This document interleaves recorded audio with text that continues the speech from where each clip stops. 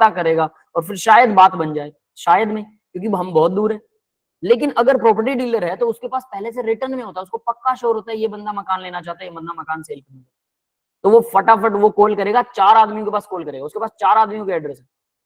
At least वही करता है, दोनों रिएक्टेंट को पास ले आता है। पास आने से क्या होगा, हो जाएगा मेरा, जिसको मकान लेना वो जल्दी मिल जाएगा उसे। और इसका फायदा किसे होता है, दोनों को फायदा होगा कैटलिस्ट का। तो कैटलिस्ट यही काम करता है, दोनों को पास ले आता है। पास लाने के बाद उनमें बॉन्डिंग आसान हो जाती है। कैसे, अब ये बात आती है, चलो इंसानों का तो समझ में आता है, मॉलिक्यूल कैसे होते हैं। मान लीजिए आपके पास में प्लेटिनम है, प्लेटिनम की एक शीट है, चौरस शीट, समझ रहे हैं, ये प्लेटिनम की शीट है। इस शीट के ऊपर हाइड्रोजन का मॉलिक्यूल आता है, तो ये शीट के ऊपर ना वैलेंसी खाली होती है। प्लेटिनम जो है, किसी भी मेटल को देख लो आप, अंदर से मेटालिक बॉन्ड होगा, अंदर से तो उसको एटम जुड़े हुए हैं। बाहर वाले जो सबसे ऊपर वाले सरफेस एरिया पे मेटल के एटम होते हैं, वो तो किसी से नहीं जुड़े हुए। समझ रहे हो मेरी बात, ये समझ में आ रहा है? Yes sir, yes sir. तो वो अगर किसी से नहीं जुड़े तो वो क्या करेंगे, वो मेटल के एटम हाइड्रोजन या किसी अदर एटम के साथ बॉन्ड बनाना चाहेंगे, लेकिन वो स्ट्रॉन्ग बॉन्ड नहीं बनाएंगे, क्योंकि नीचे से तो वो जुड़े हुए हैं ना, ऊपर वाली वैलेंसी उनकी खाली है। तो ये जो ऊपर वाली वैलेंसियां खाली होती है, इनके साथ ये हाइड्रोजन का वीक बॉन्ड बना लेते हैं।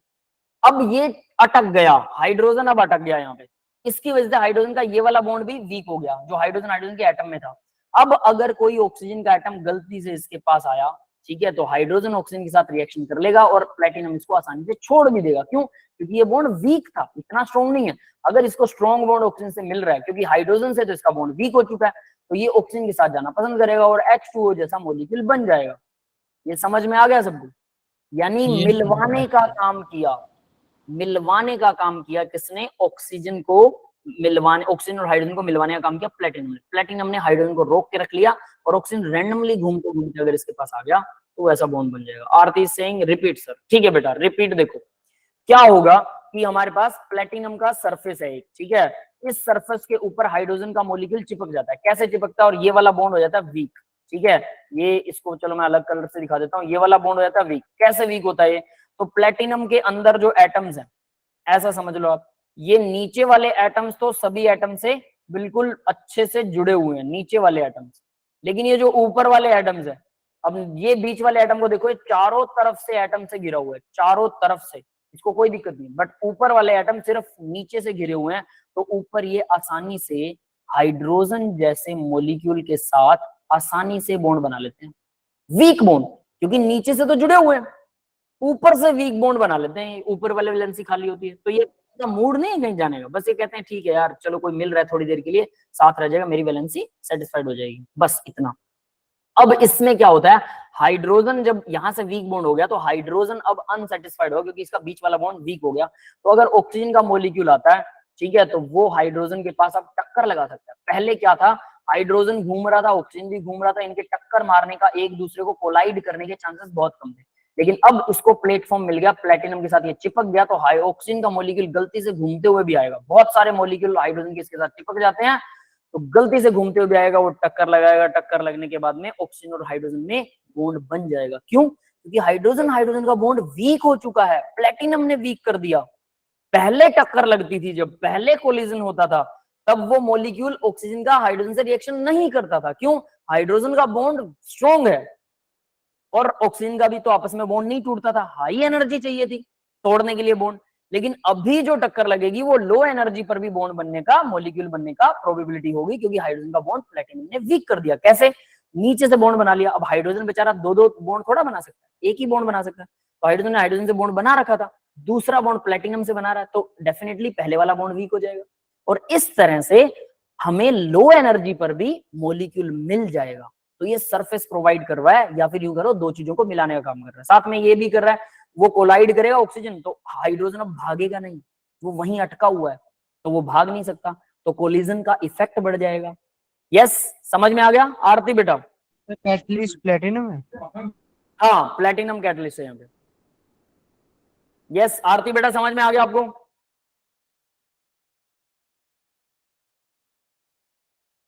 अब आगे बढ़ते हैं। तो यहां से आपको समझ में आया होगा कि प्लेटिनम या कैटलिस्ट क्या काम करता है। तो कैटलिस्ट क्या करता है भाई, हमारी एक्टिवेशन एनर्जी को, एक्टिवेशन एनर्जी को डाउन कर देता है। जितनी मिनिमम एनर्जी चाहिए होती है किसी बॉन्ड को ब्रेक करके नया बॉन्ड बनाने के लिए, मिनिमम एनर्जी, ज्यादा देंगे तो पक्का बनेगा, लेकिन कम से कम कितनी दें कि बॉन्ड बन जाए, तो वो मिनिमम एनर्जी को बोलते हैं एक्टिवेशन एनर्जी। और एक्टिवेशन एनर्जी को और कम कर देता है कैटलिस्ट। ठीक है, कैसे करता है वो आपने तरीका देखा। तो यहां देखिए, अब उसको इन्होंने थोड़ा एक्सप्लेन कर रखा है कैसे। A B C, C for catalyst, ठीक है, ए और बी रिएक्टेंट है, सी कैटलिस्ट है। कैटलिस्ट के साथ में सी क्या करता है, ए और बी को साथ ले आता है, बी के साथ भी बॉन्ड बना लिया, सी के साथ भी बना लिया, ठीक है, या अकेले बी के साथ बना ले और ए को आने का मौका दे दे बी के साथ बॉन्ड बनाने का, कैसा भी कर सकता है ना।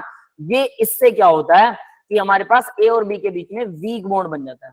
क्लियर है, ये वीक बॉन्ड हो गया और ए और बी के बीच में अब हल्का सा वीक बॉन्ड। अब क्या होता है, कैटलिस्ट इसको छोड़ के चला जाता है, ए बी का बॉन्ड स्ट्रॉन्ग बन गया, सी कैटलिस्ट अलग हो गया, रीजनरेट, फिर से बन गया catalyst, that is called regeneration of catalyst. Yes, clear है बेटा सबको। Yes sir. Regeneration of catalyst हो जाती है और इसी से क्या बनता है, इसी से हमारा मॉलिक्यूल तैयार हो जाता है और कैटलिस्ट बिल्कुल अलग, इंटैक्ट, बिना किसी प्रॉब्लम के कैटलिस्ट बाहर आ जाता है। तो यही कैटलिस्ट काम करता है, तो ये उनको पास लाने का काम कर रहा है, तो हमारी एनर्जी कम लगेगी।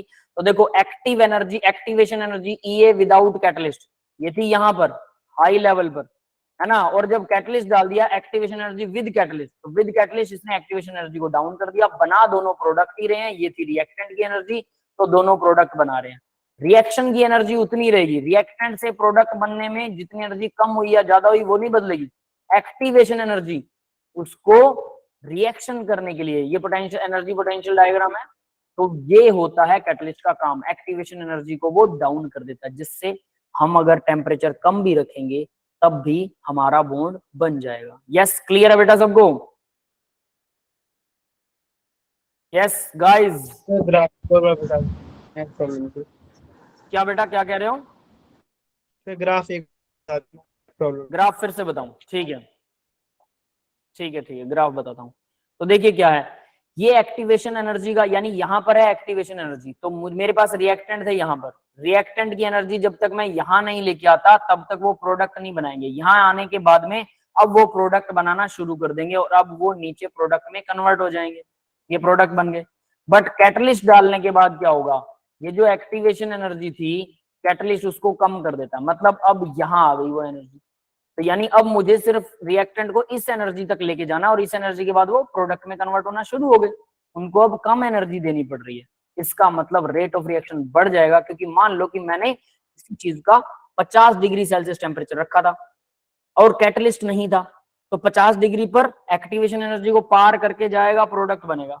अब मैंने कैटलिस्ट डाल दिया, कैटलिस्ट ने एक्टिवेशन एनर्जी डाउन कर दी, तो प्रोडक्ट जो बन रहा था एक्टिवेशन एनर्जी को पार करके, अब नंबर ऑफ मॉलिक्यूल बढ़ गए ना, क्योंकि पहले तो मान लो कि 100 मॉलिक्यूल थे, जिसमें से 10 मॉलिक्यूल का टेम्परेचर जो था वो 50 डिग्री पहुंच गया, तो 10 मॉलिक्यूल इस बैरियर को पार करेंगे और प्रोडक्ट बना देंगे, बाकी के 90 मॉलिक्यूल्स का तो टेम्परेचर ही नहीं पहुंचा। पर जब मैंने एक्टिवेशन एनर्जी को डाउन कर दिया, ठीक है, तो अब क्या हुआ, डिग्री तो 50 ही है, 50 डिग्री सेल्सियस टेम्परेचर है, लेकिन अब 100 में से मान के चलो कि 20 मॉलिक्यूल ऐसे हैं जो एक्टिवेशन एनर्जी को पार कर जाते हैं। 50 डिग्री सेल्सियस टेम्परेचर उतना ही है, लेकिन हुआ क्या, अब एक्टिवेशन एनर्जी को पार करने वाले 20 हो गए, क्यों, क्योंकि एक्टिवेशन एनर्जी जो है वो कम हो चुकी है अब।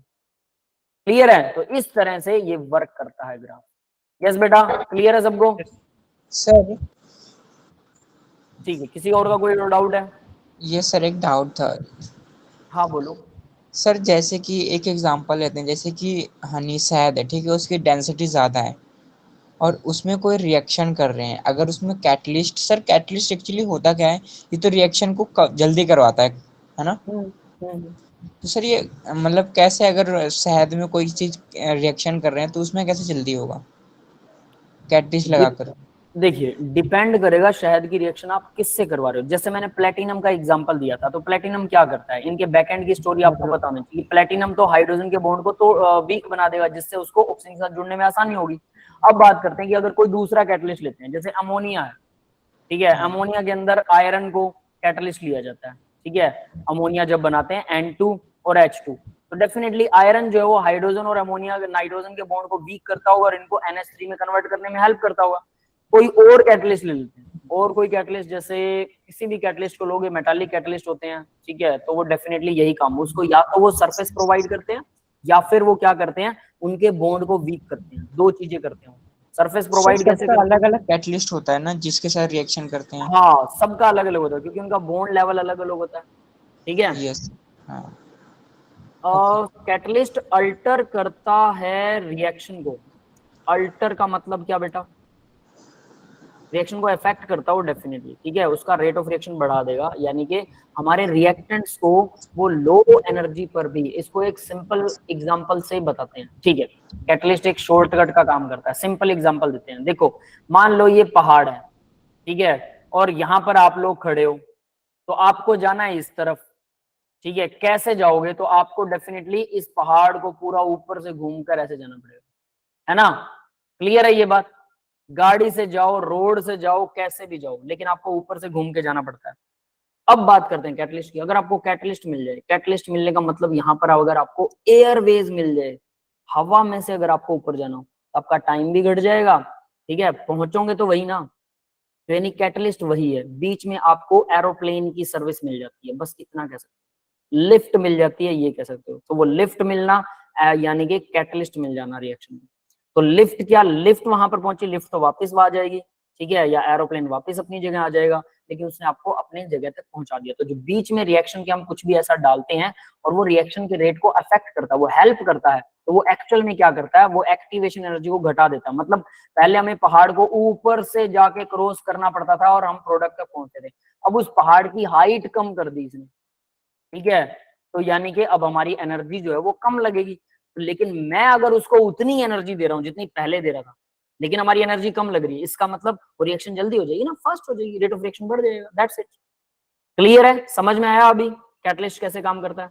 यस। रेट ऑफ रिएक्शन को बढ़ा देता है। एक और चीज होती है पॉइजन्स, कैटलिस्ट के रिवर्स, नेगेटिव कैटलिस्ट बोलते हैं उनको, वो रेट ऑफ रिएक्शन को डाउन कर देते हैं। ऐसे केमिकल भी तो हो सकते हैं जो रेट ऑफ रिएक्शन को डाउन कर दें, उल्टा कर दें, उनको बोलते हैं पॉइजन्स या नेगेटिव कैटलिस्ट।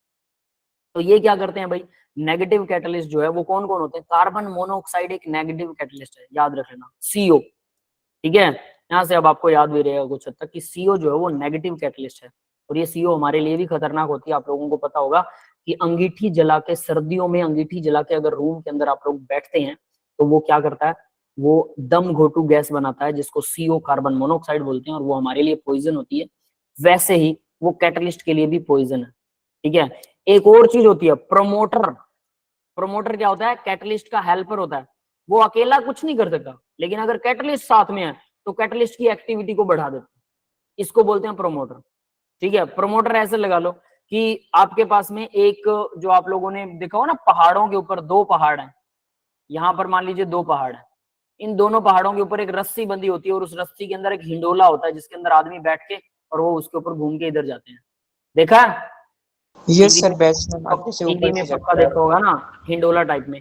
तो मान लो कि ये हिंडोला हमारे लिए कैटलिस्ट है, तो ये कैटलिस्ट है बिल्कुल, और इसके साथ में मैं एक जनरेटर लगा देता हूँ। जनरेटर यानी इलेक्ट्रिसिटी पैदा करने वाला। पहले इसके पास एक ही जनरेटर था, अब मैंने दो लगा दिए, तो दूसरा जनरेटर लगेगा तो इसकी स्पीड बढ़ जाएगी। लेकिन क्या अकेला जनरेटर बिना हिंडोले के काम कर सकता है? जनरेटर तो नहीं पहुंचा सकता आपके पास, तो उसको बोलते हैं प्रमोटर, यानी कि जो हेल्पर हो, जो हेल्पर हो कैटलिस्ट का, ठीक है, उसको प्रमोटर बोलते हैं। और बायोलॉजिकल कैटलिस्ट को एंजाइम बोलते हैं, ये भी बता देता हूँ। बायोलॉजिकल कैटलिस्ट जो होते हैं वो एंजाइम होते हैं और वो बड़े होते हैं, मैक्रोमोलिक्यूल, ठीक है। अगर बायो कभी होगी आपके पास तो शायद आपको समझ में आएगा, वरना कोई सर जरूरत जैसे नहीं। ट्रेन में लगा रहता है आगे और पीछे इंजन, दो जनरेटर जैसे। हाँ, बस वैसा कह सकते हैं। तो सिंपल सी बात है, एक ट्रेन है, उसके पास एक इंजन तो है ऑलरेडी, तो वो हमेशा उसके पास रहेगा।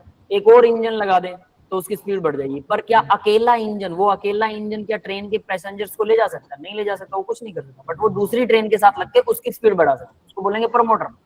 मेन इंजन होगा, एक हेल्पर इंजन होगा, प्रमोटर होगा, ठीक है। और इसी को को एंजाइम बोलते हैं, को एंजाइम। बायोलॉजिकल कैटलिस्ट के प्रमोटर को बोलते हैं को एंजाइम। एंजाइम होता है मेन एंजाइम, मेन कैटलिस्ट, और को एंजाइम होता है हेल्पर कैटलिस्ट, प्रमोटर जिसे बोलते हैं। नाम बदल गए, चीज वही है, ठीक है। वो बायो में यूज होते हैं, नो वरी। तो इस तरह से ये काम करता है भाई। ये समझ में आ गया बेटा? आगे बढ़े, यस सर। ठीक है। तो चलिए अब नेक्स्ट देखते हैं collision frequency, collision theory of chemical reaction. तो देखो जितनी भी चीजें, आपको क्या लगता है रिएक्शन कैसे होती होगी? मॉलिक्यूल अपने आप तो नहीं जुड़ते होंगे, कोलाइड करते हैं, एक दूसरे को टक्कर मारते हैं मॉलिक्यूल्स, और यही थ्योरी सबसे ज्यादा फेमस है, कोलिजन थ्योरी। ठीक है, सारे साइंटिस्ट इसको एग्री करते हैं कि मॉलिक्यूल्स एक दूसरे को टक्कर मारते हैं, लिक्विड में टक्कर मारते हैं, ठीक है, गैस में भी एक दूसरे को टक्कर लगाते हैं, लिक्विड के मॉलिक्यूल भी चलते रहते हैं, गैस के मॉलिक्यूल भी चलते रहते हैं। What about the solid? क्या सॉलिड्स रिएक्शन कर सकते हैं? सर नो, उसका बॉन्ड तो बहुत टाइटली बॉन्ड होता है ना। पाउडर बना दें, सर क्या? पाउडर बना देते हैं, दो रिएक्टेंट हैं, दोनों को पाउडर बना दिया, दोनों को मिक्स कर दिया, अब क्या रिएक्शन हो सकती है? सर होगी, लेकिन बहुत लेट होगी आई थिंक। हो जाएगी, कैसे कैसे हो सकती है? सॉलिड के मॉलिक्यूल जहां पर पड़े वहीं रहते हैं, वो चलते नहीं है, दे कांट सर मूव। जैसे मिट्टी में यूरिया वगैरह डालते हैं। वो तो पानी की वजह से घुल जाता है, लिक्विड के बिना तो घुलेगा ही नहीं। यस सर, हाँ। बताओ जरा क्या रिएक्शन हो सकती है? एनीवन एल्स, और वो सिर्फ सॉल्यूशन में घुलता है, रिएक्शन नहीं करता। That is the chemical reaction, not the solution. We are not making the solution, we are talking about the chemical reaction. Chemical reaction में बॉन्ड टूटते हैं, बॉन्ड बनते हैं, ठीक है। तो सर ऐसा वो तो होगा एग्जांपल, नहीं अगर ईंट और पत्थर को करें। पाउडर तो बना सर लो ईंट पत्थर को,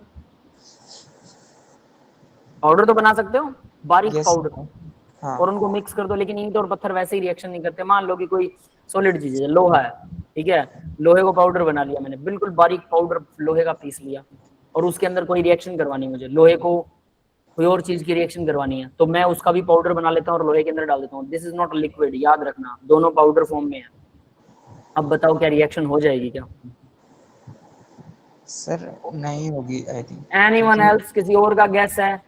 क्या कोई रिएक्शन करवाना चाहता है? और अगर होगी तो कैसे होगी? नहीं होगी तो क्यों नहीं होगी? दोनों रीजंस बताइए। सर क्योंकि ये केमिकल ही नहीं है और लिक्विड नहीं है, और वो मिलेंगे एक दूसरे से लेकिन अलग अलग रहेंगे वो, अगर हम मिला भी देते हैं पाउडर बनाकर। ठीक है, अब मैं आपको एक और चीज बताता हूँ, आपका आइडिया बदल जाएगा, सोच बदल जाएगी। लिक्विड्स के मॉलिक्यूल चलते रहते हैं लिक्विड के अंदर, पता है ये बात? Yes sir. लगातार चलते हैं। पानी के पानी में चीनी घुल जाती है, क्यों घुलती है? इस रीजन सुनिए, जरा ध्यान से सुनिएगा। पानी के अंदर चीनी घुल जाती है, ये पानी है, यहाँ पर चीनी रखी हुई है, पानी के मॉलिक्यूल आते हैं ऐसे ऐसे घूमते, ये मतलब मान लो कि एक मॉलिक्यूल मैंने उठा लिया, ये एक मॉलिक्यूल है, ये ऐसे ऐसे ऐसे ऐसे सारा दिन ऐसे ऐसे ऐसे ऐसे उल्टा सीधा चलता रहता है, चीनी को भी टक्कर मारता रहता है ये, और इधर उधर पूरे मॉलिक्यूल, एक मॉलिक्यूल पूरे लिक्विड में घूमता रहता है, दूसरे सभी मॉलिक्यूल भी इसी तरह से सारे लिक्विड में घूमते रहते हैं, तो वो चीनी के मॉलिक्यूल को लगातार टक्कर मारते रहेंगे। यस और नॉट? Yes sir. अब वो लगातार टक्कर लगा रहे हैं चीनी के मॉलिक्यूल्स, तो पानी में चीनी घुल जाएगी। आप बिना हिलाए चीनी को ऐसा का ऐसा छोड़ दो आराम से पानी में, पानी को हिलने मत दो, तब भी चीनी पानी में 2-3 घंटे बाद घुल जाएगी, अपने आप घुल जाएगी। और अगर आप पानी को स्टायर करते हो, उसे जोर जोर से हिलाने लग जाते हो, तो क्या होगा? जल्दी घुल जाएगी। यानी कि जो टक्कर है, जो कोलिजन है पानी और चीनी के, वो बढ़ जाएंगे, जिसकी वजह से चीनी जल्दी घुल जाएगी। अब चीनी नहीं मारती टक्कर, पानी मार रहा है, इसलिए पानी में चीनी घुल गई। समझ में आ रही है बात? शरबत बनाते हैं। चीनी तो सॉलिड थी, ये बात समझ में आ गई? Yes sir. अब बात करते हैं गैस। गैस के मॉलिक्यूल आपस में टक्कर मारते ही रहते हैं, उसमें तो कोई दिक्कत है ही नहीं, नो दो रहा है। अब बात करते हैं सॉलिड्स की। सॉलिड्स के अंदर क्या होता है वो अब मैं ध्यान से बताता हूँ आपको, ध्यान से सुनना। सॉलिड्स में क्या होता है? सॉलिड के अंदर मॉलिक्यूल्स ना, ये सॉलिड है, सॉलिड्स के अंदर भी थोड़ा बहुत जगह होती है, अगर आपको पता हो, हल्की फुल्की, है ना। और ये मॉलिक्यूल्स ना जो सॉलिड्स में होते हैं, ये हमेशा वाइब्रेट करते रहते हैं। देखो ये वाला मॉलिक्यूल हल्का सा इधर जा सकता है, हल्का सा इधर जा सकता है, ये जो मैं रेड स्पेस बना रहा हूँ, ये हल्का सा इधर भी आ सकता है, हल्का सा इधर भी। और सॉलिड्स के अंदर मॉलिक्यूल जो है लगातार ऐसे वाइब्रेट करते रहते हैं, अपनी मीन वैल्यू, वो अपनी जगह नहीं छोड़ेंगे, हिलेंगे नहीं, घूमेंगे फिरेंगे नहीं, लेकिन वाइब्रेट करते रहते हैं। ये बात समझ में आ गई सबको? सर वाइब्रेट करते तो बाहर क्यों नहीं उठते? बाहर बेटा अपनी मीन वैल्यू को नहीं छोड़ेंगे ना, वाइब्रेट, जस्ट वहां हिल रहे हैं, वाइब्रेट कर रहे हैं वहीं पर। जैसे मेरा हाथ है, अगर मैं अपना हाथ देखो ऐसे हिला रहा हूँ, वाइब्रेशन हो रही है, तो क्या मेरा हाथ यहाँ आगे पीछे हो रहा है? क्या आगे पीछे तो नहीं हो रहा, सिर्फ उसी जगह पर हिल रहा है। तो ये उसी जगह पर लगातार वाइब्रेट करते रहते हैं। ये समझ में आ गया? क्लियर है? तो अब जरा ध्यान से सोचना, आपको दुनिया देखने का नजरिया बदल जाएगा। जितनी आपको अपने घर के सामने दीवारें नजर आ रही हैं, जो भी सॉलिड चीज, चेयर, टेबल, एनीथिंग एल्स, आपका फोन, उसमें सारे मॉलिक्यूल सब सॉलिड हैं, सारे मॉलिक्यूल वाइब्रेट कर रहे हैं, जबरदस्त हिल रहे हैं, मधुमक्खी के छत्ते की तरह जबरदस्त हिल रहे हो, भिन भिना रहे हैं। समझ में आ रही है? जैसे कि आप लोगों ने पुराने टीवी देखे हैं जो हमारे पीछे से वो बैक में बड़ा होता था, आजकल एलईडी आ गई, Yes, तो sir. जब उसकी डिश की लाइट चली जाती थी, उसकी स्क्रीन पे ना वो मक्खियां से भिनभिनाने लग जाती थी, याद है? वैसे ही सभी मॉलिक्यूल, सभी सॉलिड्स में लगातार भिन भिनाते रहते हैं, लगातार घूमते रहते हैं, हिलते रहते हैं, वाइब्रेट करते रहते हैं। तो अगर ये वाइब्रेट कर रहे हैं तो मैं दो चीजों को पाउडर बना के रख दूं, ये भी पाउडर है, ये भी पाउडर है, तो पाउडर में दो मॉलिक्यूल्स अलग अलग, ये रेड वाला और ये व्हाइट वाला, या एक दूसरे में वाइब्रेट कर रहे हैं और वाइब्रेट करते करते एक दूसरे के साथ जुड़ नहीं सकते? बिल्कुल जुड़ सकते हैं, सॉलिड में रिएक्शंस हो सकती हैं, it is possible and it is quite possible, but ये आपके सिलेबस में नहीं है, लेकिन होता वहां पर भी कोलिजन ही है, और वो कोलिजन होता है इसकी वजह से, वाइब्रेशंस के कारण। क्लियर है भाई? सबको समझ में आ गया सॉलिड्स में रिएक्शंस कैसे होती हैं? वाइब्रेट होती है तो शेप में चेंज भी नहीं आता, मतलब शेप में कुछ होना चाहिए था। क्या बेटा समझ नहीं आया? थोड़ा लाउडली बोलिए। जैसे शेप है सॉलिड की, मतलब स्क्वायर टाइप की मान लिया हमने, और उसके अंदर के मॉलिक्यूल्स हिल रहे हैं, तो बाहर भी तो कुछ पता नहीं चाहिए कि बाहर कुछ डिस्टर्बेंस हो, तो पता चले। बाहर क्या हो? डिस्टर्बेंस मतलब कुछ तो होना चाहिए, अंदर वाइब्रेट हो रहा है तो बाहर भी तो वो होगा।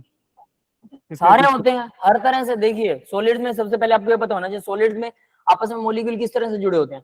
सॉलिड में फोर्स ऑफ अट्रैक्शन होती है जिसकी वजह से जुड़े हुए हैं, ये आपस में इस तरह से जुड़े हुए हैं, नीचे वाला मॉलिक्यूल भी ऐसे ही जुड़ा हुआ है, ठीक है? ये सब एक दूसरे के साथ जुड़े हुए हैं, लेकिन सिर्फ जुड़े हुए हैं बट हिलते रहते हैं, इधर लेफ्ट राइट हिलते रहते हैं। अब मैंने इसको पाउडर बना दिया, तो इसका पाउडर बनाऊंगा, हो सकता है मेरे पास ये कुछ इतने से मॉलिक्यूल का एक गुच्छा दूसरे मॉलिक्यूल, मैं व्हाइट कलर के बना रहा हूं, दूसरे मॉलिक्यूल के एक छोटे से गुच्छे के सामने, एक लोट के सामने, आमने सामने, ऐसे इनके बीच में कोई, अब दोनों के बीच में कोई मॉलिक्यूल नहीं, मतलब ये मॉलिक्यूल अलग है, ये मॉलिक्यूल अलग है, ठीक है?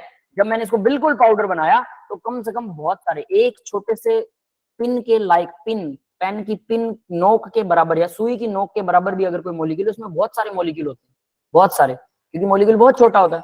तो यहां पर यही हो रहा है कि अगर मैंने बहुत पाउडर बना दिया तब भी ये बहुत सारे मॉलिक्यूल इस बहुत सारे मॉलिक्यूल की सीध में आ जाएंगे, और ये आपस में वाइब्रेट कर रहा है, ये भी वाइब्रेट कर रहा है, तो वाइब्रेट करते करते इनका एरिया आपस में ज्वाइंट हो जाएगा, तो इस तरह से इनके बीच में रिएक्शन हो जाएगी। यस, क्लियर हुआ ये कैसे सॉलिड्स के बीच में रिएक्शन होती है? सर ऐसे तो ये दो के बीच में ही होगी ना, फिर बाकियों के बीच में? सुनिए, जब इनके बीच में रिएक्शन हो जाती है, आपको क्या लगता है कि सॉलिड्स के बीच में रिएक्शंस होगी जो आमने सामने आए? ऐसे ऐसे बहुत सारे होंगे, बहुत सारे जो एक दूसरे के सामने आएंगे, और बहुत सारे नहीं भी होंगे। तो काफी 24 घंटे बाद, 48 घंटे बाद कुछ प्रोडक्ट बन जाएंगे, उनको फिर उन प्रोडक्ट्स को अलग निकाल के छान के दूसरे प्रोडक्ट्स को फिर से उसके लिए ऐसा कर देंगे, या उसको स्टायर कर देंगे थोड़ी देर बाद, 24 घंटे बाद, 48 घंटे बाद। समझ में आ गया? हिला देंगे उसे। Yes sir. ठीक है, तो इस तरह से ये रिएक्शंस होती रहती हैं। सर इसकी तो लेट होगी फिर ऐसे रिएक्शन लेट होती है लेकिन बहुत अच्छे से होती है। याद रखना, कुछ चीजें ऐसी होती हैं जो लिक्विड में रिएक्शन करते ही नहीं है मॉलिक्यूल, क्योंकि उनका कोलिजन बड़ा मुश्किल होता है, तो हम क्या करते हैं, उनको सॉलिड्स में रिएक्शन करवाते हैं। वो लेट जरूर होती है लेकिन जबरदस्त होती है, लेट बट जबरदस्त।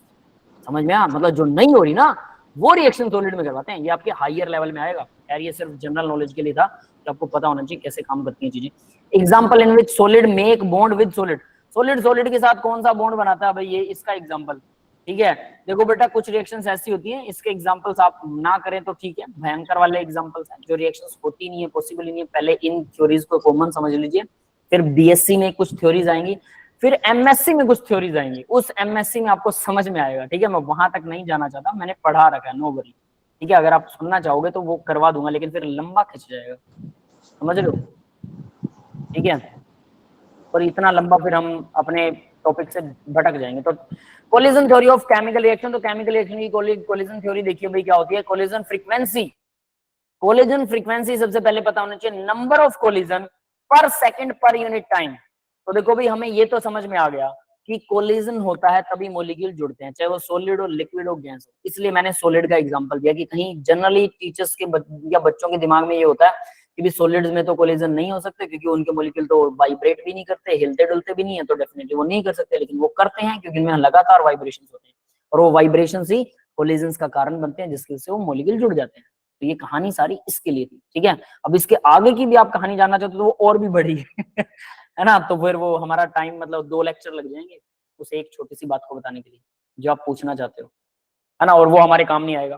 तो खैर छोड़िए उसको। तो पर सेकंड पर यूनिट वॉल्यूम, तो एक सेकंड में एक यूनिट वॉल्यूम के अंदर यानी कि कोलिजन इतने होते हैं। हमें कोलिजन की फ्रीक्वेंसी का पता होना चाहिए कि एक सेकंड में और एक पर्टिकुलर 1 सेंटीमीटर क्यूब एरिया में कितने वॉल्यूम्स होते हैं, कितने कोलिजन्स होते हैं।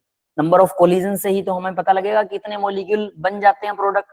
तो यहाँ पर इट इज नॉर्मली 10^25 टू 10^28 पर सेकंड पर यूनिट वॉल्यूम में जनरली, और ये 1 सेंटीमीटर क्यूब के एरिया में इतने होते हैं। ये समझ में आ गया सबको? एक सेकंड में। Yes sir. ऑक्सीजन के मॉलिक्यूल हवा में होते हैं, ऑक्सीजन और नाइट्रोजन होती है। ऑक्सीजन ऑक्सीजन से भी टक्कर मारती है, ऑक्सीजन नाइट्रोजन से भी टक्कर मारती है, और वो इतना 1 सेकंड में इतनी बार टकराते हैं ऑक्सीजन और नाइट्रोजन के मॉलिक्यूल, या ऑक्सीजन ऑक्सीजन के मॉलिक्यूल आपस में 1 सेंटीमीटर, छोटा सा 1 सेंटीमीटर, सबको पता कितना होता है, उसका एक क्यूब बना लो। उस क्यूब में बहुत सारे मॉलिक्यूल आएंगे ऑक्सीजन नाइट्रोजन के, और उसके अंदर इतने कोलिजन्स होते हैं हर सेकंड। सोचो कितनी टक्करें लग रही हैं। आपको लग रहा है सब साफ सुथरा, सब आर पार है ना। इवन मैं तो कह रहा हूँ जितने भी सॉलिड आपको नजर आ रहे हैं वो तो गैस है, जितने भी सॉलिड आपको नजर आ रहे हैं उनके सारे मॉलिक्यूल वाइब्रेट कर रहे हैं, सब कुछ हिल रहा है, भिन भिना रही है मक्खियां, लेकिन आपको लगेगा नहीं कुछ नहीं है। इसी को कहते हैं कि हमारे पास वो आंखें नहीं है ना, केमिस्ट्री वाली आंखें नहीं है अपने पास, फिजिक्स वाली आंखें हैं, वो सॉलिड देखती हैं चीजों को, केमिस्ट्री देखती है सब हिल रहा है, सब कुछ वाइब्रेट कर रहा है, कुछ भी स्टेबल नहीं है। कहते हैं 0 केल्विन पर वाइब्रेशंस बंद हो जाएंगी मॉलिक्यूल्स की, इलेक्ट्रॉन्स का मोशन भी बंद हो जाएगा। इलेक्ट्रॉन तो हमेशा घूमते रहते हैं सॉलिड में भी, ये तो सबको पता है, लेकिन मॉलिक्यूल पूरा वाइब्रेट करता है, ये शायद बहुत कम बच्चों को पता होता है। सर तो जैसे देखो, कोल से डायमंड बनता है ऐसे डायमंड, सर कोल से ऐसे जो कोयला हाँ होता है। कोयले से डायमंड बनता है, तो वो प्रेशर की वजह से उसके मॉलिक्यूल्स पास आ जाते हैं और वाइब्रेशंस अलग हो जाती है, उनके उनके बॉन्ड अलग हो जाते हैं, वैसा कुछ कह सकते हैं, लेकिन उसमें काफी लंबी प्रोसेस है। तो ये होता है भाई कोलिजन फ्रीक्वेंसी। आगे बढ़ते हैं बेटा, ठीक है। That is the last page of the chemical kinetic. तो यहाँ पर अब आपको मैं कुछ चीजें बताने वाला हूँ। तो देखो क्या होता है, रेट ऑफ रिएक्शन क्या होता है भाई, dx/dt, ठीक है। dx/dt रेट ऑफ रिएक्शन होता है, हमें पता है, लेकिन इसका एक और फॉर्मूला है ZAB इंटू F। ए और बी मान लो रिएक्टेंट है, यहाँ पर मैंने रिएक्शन लिखी है, ए और बी से प्रोडक्ट बन रहे हैं, ठीक है। तो ZAB इंटू F, F है फ्रीक्वेंसी फैक्टर, ZAB जो है वो कोलिजन है।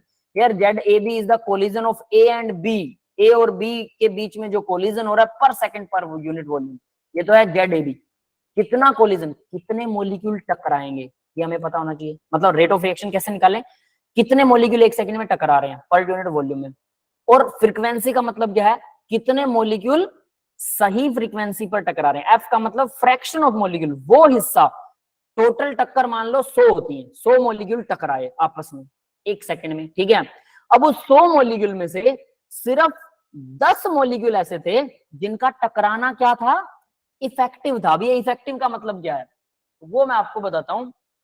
सपोज मेरे पास एक पेन है, ठीक है, मैं इसका बैकग्राउंड इफेक्ट जो है वो विजुअल इफेक्ट बंद कर रहा हूं ताकि वो स्क्रीन मेरी सही से नजर आए, ठीक है। मेरी स्क्रीन को पिन कर लीजिए ताकि आपको मेरा फोटो सही नजर आएगा। मेरे पास एक पेन है, इस पेन के अंदर एक कैप लगा हुआ है, तो मैं क्या कर रहा हूं, मुझे ये कैप हटा दिया मैंने, अब मुझे ये कैप क्या करना है, बिल्कुल फिट करना है, ठीक है। तो पहली बात तो ये है कि जब मैं इसको ऐसे लगा रहा हूं, लग तो ये सही गया, लेकिन टिक की आवाज आती है, ये सबको पता ना, एक टिक की आवाज आती है, सुनेगा जरा।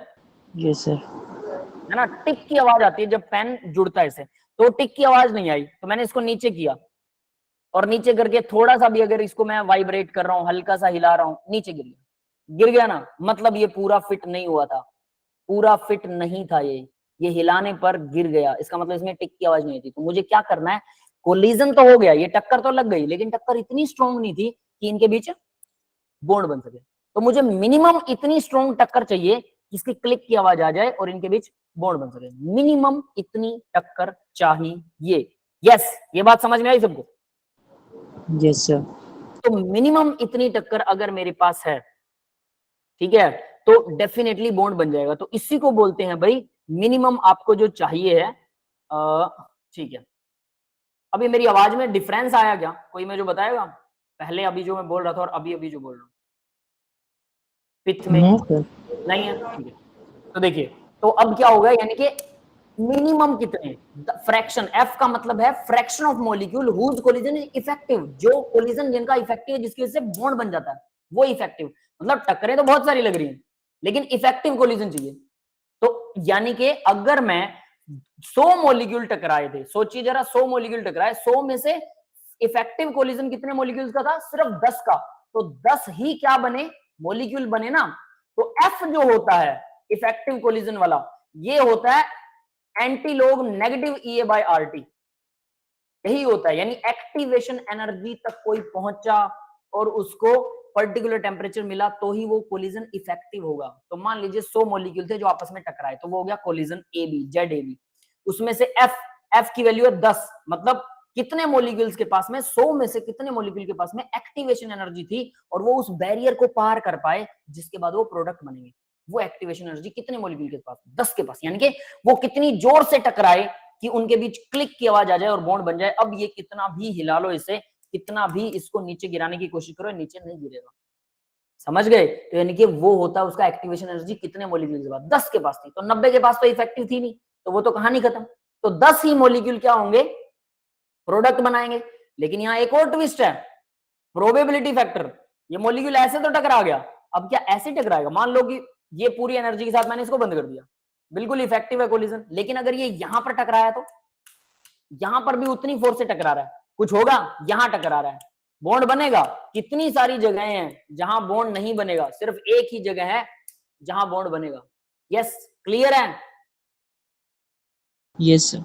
तो इसका मतलब एक और फैक्टर हमें इसके अंदर डालना पड़ेगा, ठीक है, प्रॉपर जिसको बोलते हैं ओरिएंटेशन का। तो रेट तो सीधा हो गया भाई, जेड ए बी यानी कि कोलिजन फ्रीक्वेंसी, और यहाँ पर एफ यानी नंबर ऑफ कोलिजन, और एफ मतलब फ्रीक्वेंसी फैक्टर की कितने मॉलिक्यूल्स हैं जिनका कोलिजन इफेक्टिव है। और इस एफ को बोल्टमैन फैक्टर भी बोलते हैं, याद रख लेना, Boltzmann factor, that is F. आगे बढ़ते हैं अब इसी में।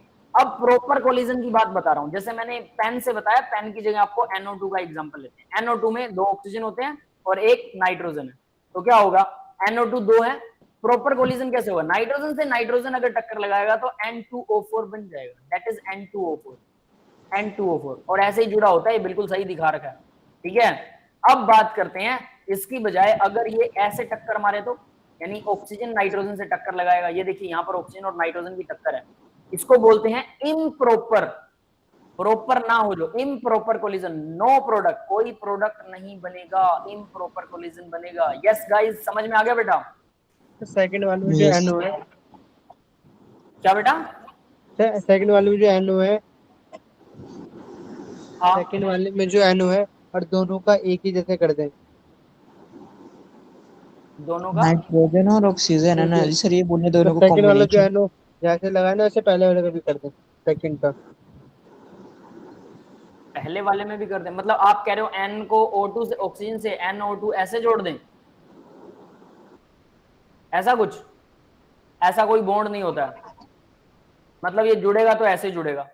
तो यानी प्रॉपर जब तक ये आपस में सीधी टक्कर नहीं लगाएंगे, इम्प्रॉपर करेंगे, भले ही इनकी एनर्जी तो पूरी है टक्कर लगाने वाली, ठीक है, कोलिजन की एनर्जी पूरी है, लेकिन फिर भी ये जुड़ नहीं सकते। क्यों? क्योंकि उल्टी जगह पर टक्कर लगाई जा रही है, जिसकी वजह से कोलिजन जो है उस जगह पर नहीं है, जिन एटम्स को जुड़ना है वहां पर कोलिजन नहीं हो रहा, जिन एटम को नहीं जुड़ना वो तो कभी नहीं जुड़ने वाले, ठीक है। जैसे कैप जो है वो लग सकता है हमारे पेन के ऊपर, तो वो ढक्कन उसी जगह पर लगेगा जहां पर कैप है ना, वरना दूसरी जगह पर अगर आप उसको कोशिश करोगे वहां पर तो कैप लगने वाला है ही नहीं, साइड में तो कैप लग ही नहीं सकता उसका। तो ये है वो नो प्रोडक्ट, यहां पर प्रोडक्ट नहीं बनेगा। तो इसलिए मुझे क्या करना पड़ा, ये जो रेट था इसमें मुझे क्या करना पड़ा, पी को जोड़ना पड़ा, प्रॉपर ओरिएंटेशन इसको बोलते हैं, including a probability factor proper collision.